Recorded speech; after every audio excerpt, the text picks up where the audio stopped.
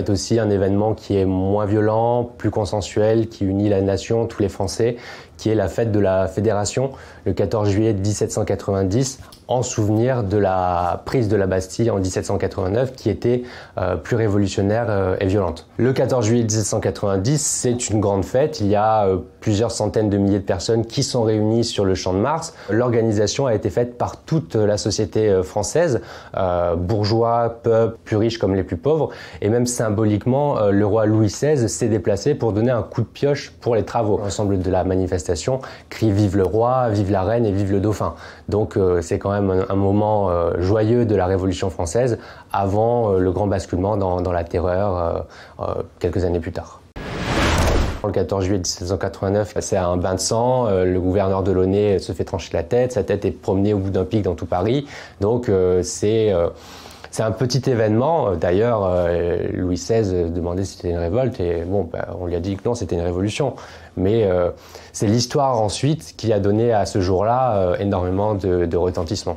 En 1879, on s'est dit bon, on va faire de la Marseillaise l'hymne national. Puis en 1880, on a vraiment voulu marquer un grand coup et on s'est dit il faut choisir une date. Donc on s'est dit on va choisir le 14 juillet, on va pouvoir l'enseigner dans les manuels d'histoire-géographie et donc ça fera consensus. Après on a laissé donc le doute sur 1789 ou 1790. Il y a eu des débats à l'Assemblée.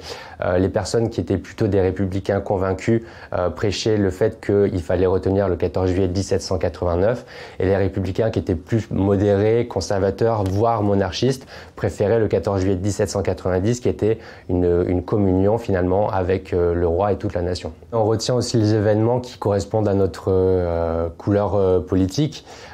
Si on regarde donc sur le site de l'Élysée, il y a un doute qui est permis puisqu'on dit que le 14 juillet comme fête nationale célèbre 1789 et 1790, que ce soit lors des bals des pompiers ou les bals populaires, les bals musettes. Chacun fait un petit peu le 14 juillet à sa façon. Certains vont préférer aller voir le défilé militaire sur les Champs-Élysées. Chacun va le célébrer à sa manière puisque finalement toutes les couleurs politiques et toutes les classes sociales doivent être unies lors de cette fête-là.